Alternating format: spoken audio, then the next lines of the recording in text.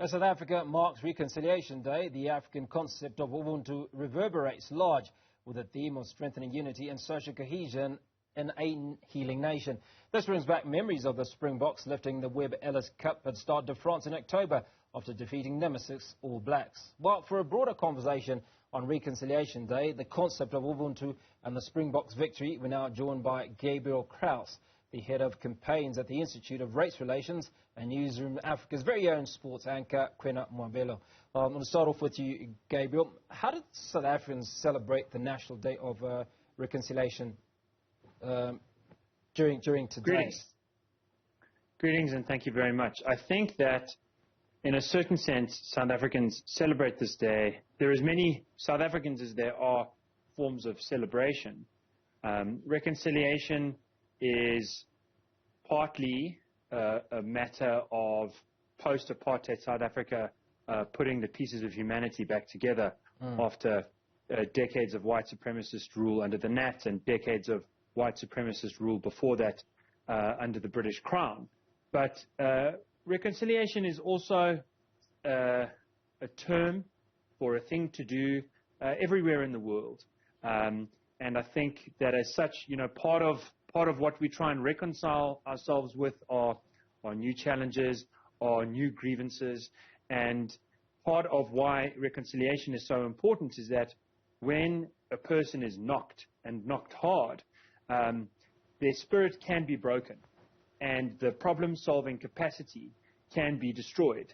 Insofar as that spirit and that problem-solving capacity can be protected, the person can get back up again and make for a better tomorrow. And I think that sense of reconciliation, of finding a go-forward, positive plan that's implementable and real, I think that is sort of what grounds humanity, not just in South Africa, but anywhere that you go.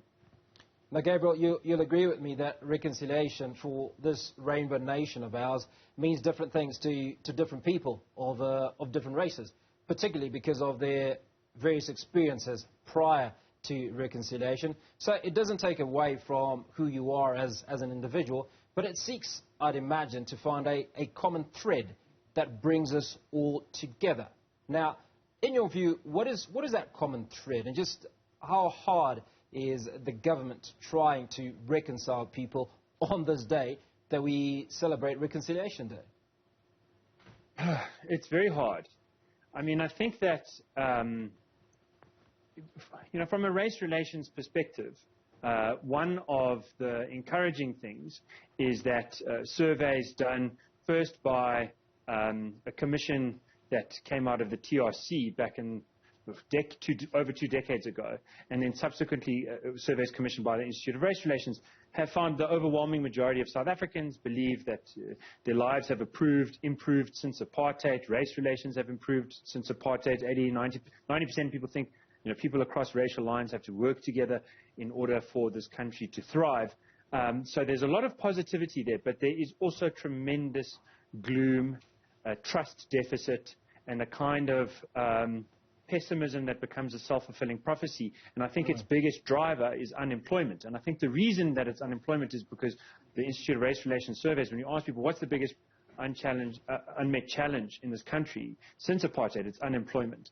And unemployment, of course, 3 million jobs were added in the 5 years I was in high school, 2003 to 2007, 2.5 million, and then another 500,000 just around that. So there has been periods in South Africa's recent history where there was large jobs growth. But over the last 15 years, the job percentage has basically been flat, and youth unemployment has skyrocketed.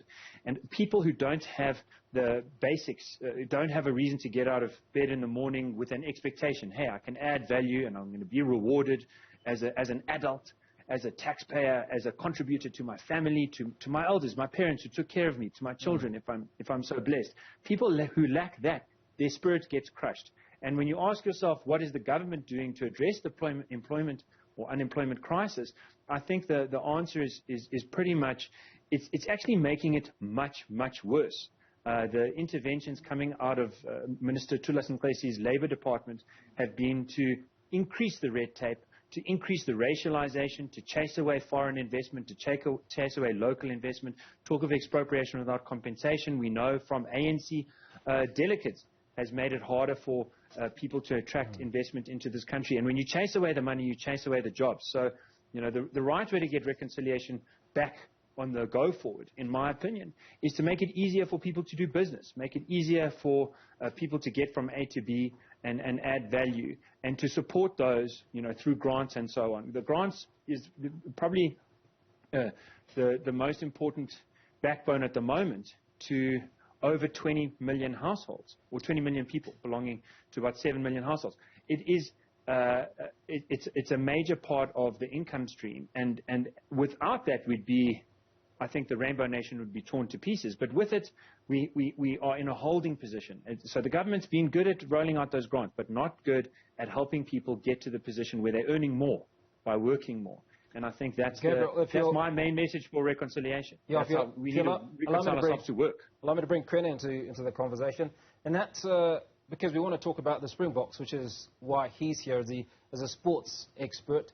1995, the Boks won the World Cup, Rugby World Cup.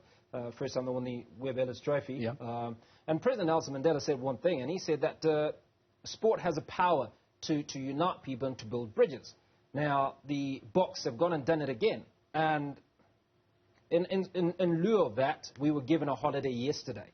But as the only or the most significant unifier of this Rainbow Nation, Kwena, has the government done enough to use the Springboks or to use sport to reconcile people? Surely, if testament to what Madiba said and what we've experienced in these two, in the 1995 and obviously this particular victory, never mind the other two, is the country doing enough to use rugby or sport to reconcile people?